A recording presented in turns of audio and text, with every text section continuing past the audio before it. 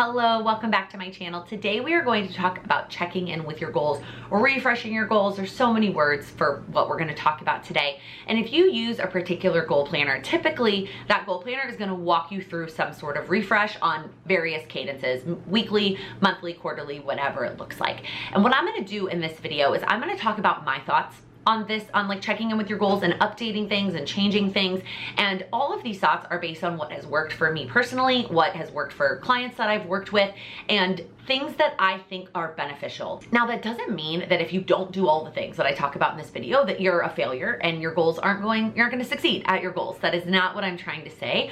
But what I have found, again, for me personally, is that by doing a lot of these extra refreshes or extra check-ins, I am more successful. I see more progress and more accomplishments essentially on my goals. And so I'm giving these almost as a list of options, and take what you need and leave what you don't and make it work for you, because at the end of the day, working on your goals is so personal for every single one of us that there's not going to be a perfect one size fits all for everybody.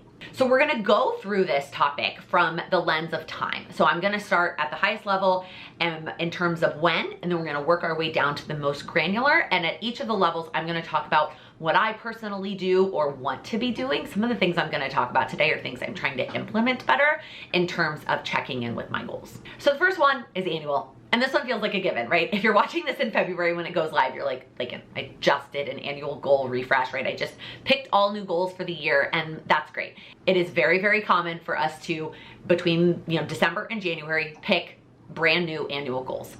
What I want to start with when talking about annual is that you can do an annual goal refresh, right? It feels like we can only do that big overhaul of our goals between December and January.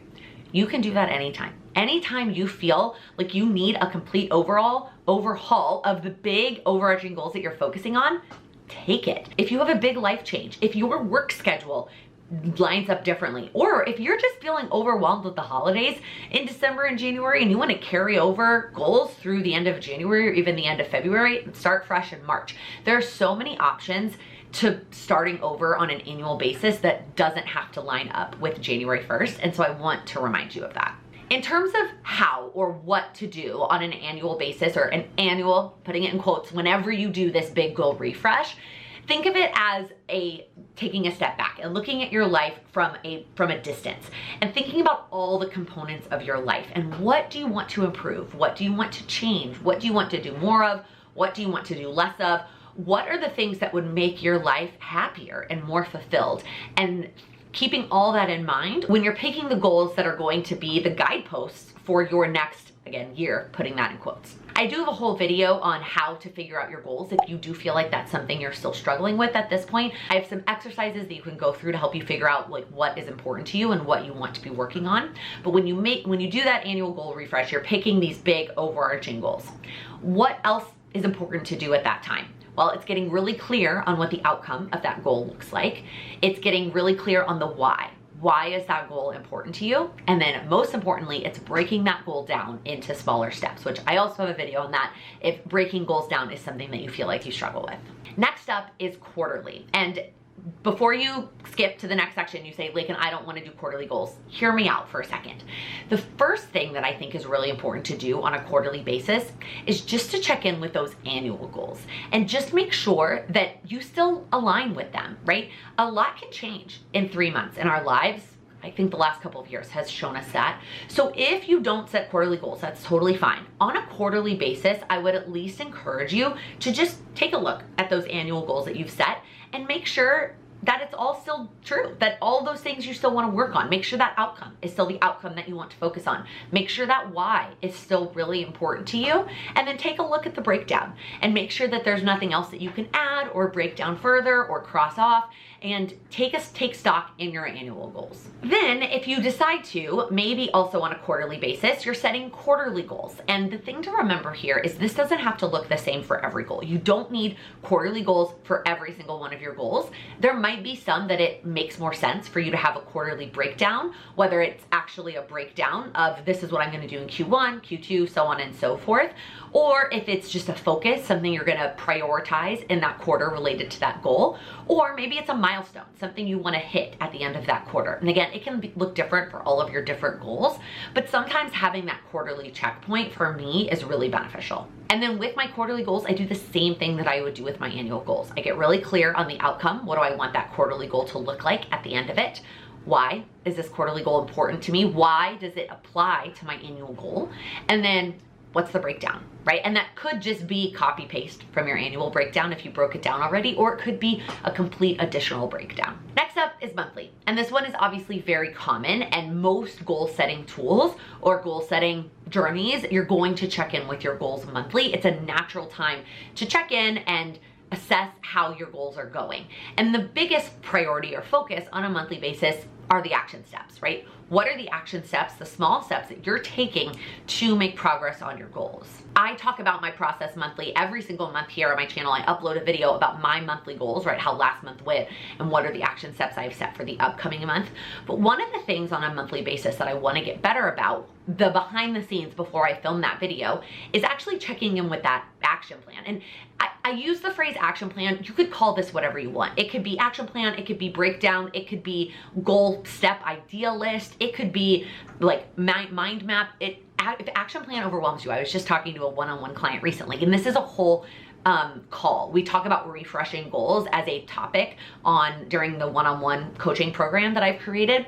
And one of the clients I was working with recently, we were talking about it and I said action plan, and she goes, that phrase overwhelms me. Having an action plan makes me feel like it has to be well thought out, it has to be from start to finish, and it has to be like exact, lined up with dates.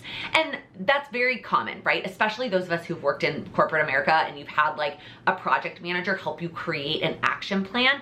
It can feel like you've got to have that same kind of setup for your goals. That is not true. An action plan can be as simple as a list of ideas of steps that you're going to take. So whatever you want to call that, action plan, idea list, breakdown, I'm trying to be better about checking in with that on a monthly basis, because what I have found myself doing in the past is on a monthly basis, just picking action steps out of my head, either based on what I did last month, based on ideas I've had over the course of that last month, and never going back and actually looking at this plan that I made back in December. And that defeats the whole purpose of setting that up, right? And that might seem obvious. You might be like, how do you not go back and look at that? Where do you get those ideas from? And I know it doesn't make any sense, but part of it too is updating that action plan and seeing like what have I completed and crossing those things off and being able to see the progress that I'm making. So that is one of those things that I don't normally do on a monthly basis, but I'm trying to be better about. But at a minimum, on a monthly basis, you are assessing the action steps you did the prior month and picking action steps for the upcoming month. Last reminder in the monthly category is that you don't have to have action steps for every single one of your goals. If there's a month that one of your goals is going to take a back seat and you're not going to have any action steps, that's totally fine. Next up is weekly. And at a minimum, on a weekly basis, I think it's beneficial to at least check in with scheduling time for your action steps, right? So if you are only updating action steps on a monthly basis, that's how I do it. That's how I operate along my goal journey. It's important that I take the time each week to make sure that the action steps for the month, for whatever week we're on, I'm scheduling time in my calendar. I'm actually taking those action steps and putting them in my planner. Now, depending on what goal planner you use or your personality type, you might also find it beneficial to update your action steps on a weekly basis, especially if you use a planner like the Moxie Life, where it is encouraging you to pick action steps for your goals every single week. And I think there's a lot of benefits there. You can be really thoughtful about what your week looks like and pick goals that are associated with your week. You can increase things on a more regular basis than just waiting till the end of the month, which I think sometimes can encourage you to pick something smaller to start, because you know that if you want to, or if it goes well, you can just increase it at the end of the week. Whereas if you're committing to it for a whole month, you feel a lot more pressure to make it a lot bigger. What I want you to keep in mind here as it pertains to updating every single week is that It doesn't have to look the same for every goal, right? You could be changing action steps for one goal and not for another goal. And you don't always have to be improving it, right? You could just be doing the same thing every week for a month, and that's still progress. Just because you're updating it every single week doesn't mean you have to increase it every single week. And then the last one we're gonna talk about is daily. And if you're like, wow, that feels like a lot, you want me to check in with my goals every single day, you don't need to be checking in or refreshing your goals every single day. But if you do have action steps that are habit-based, things that you do want to be doing every single day, I would encourage you to check in with wherever you're tracking those habits every single day. For me, it's on my goal planner tracker that I've created, and I'm checking it off almost every single day. Now, do I miss days? Absolutely. And then I'll just go back and do multiple days. But if I miss too many days, I forget. I don't know about you, but I forget whether or not I did that habit. So it's important for me to check in almost daily and just acknowledge whether or not I did my habits. It also really helps me mentally look at my goals every single day and remind me what I'm working towards and what's important to me. You could do that just as simply as having your goal planner, your goal tracker, sitting somewhere on your desk, on your fridge, on your mirror, where you're gonna see it all the time. Maybe you're not actually writing something every single day, but you're looking at something every single day. That could also be beneficial. But especially if you have daily habits, some sort of tracking or checking in almost daily is very beneficial. Now again, these are all options. These are all things that you could do, and things that when I am at my highest performance self, I am doing all of these things because I know that it's helpful, and I know that my progress is going to be larger and more successful. But I don't do all of them all the time. And so I am trying to create some sort of system because I know that these are the steps that work the best for me. And a lot of goal systems don't have all of them, or have different things and things that don't necessarily work for me. So I'm working on creating my own system, and if you are interested in trying it out, I am actually gifting my Q2 beta version of my goal planner to members of the Goals with Laken community. We are relocating from Patreon over to Teachable, and to say thank you for relocating with me, I am gifting you the Q2 version of the planner. So come on over and join us and get that if you want to try it out as well. Again, I'm creating something for me, something that I know that will work for me, and hopefully it helps some of you as well. So that is going to be it for this video. If you liked it, please give it a thumbs up. If you're new here and you don't mind the New York City sounds background, please click that subscribe button. I upload new videos every week focused on helping you achieve your goals. Thank you so much for watching. Sorry, I got distracted. Sorry, I felt like my hair looked weird right there. The guideposts, that is very redundant.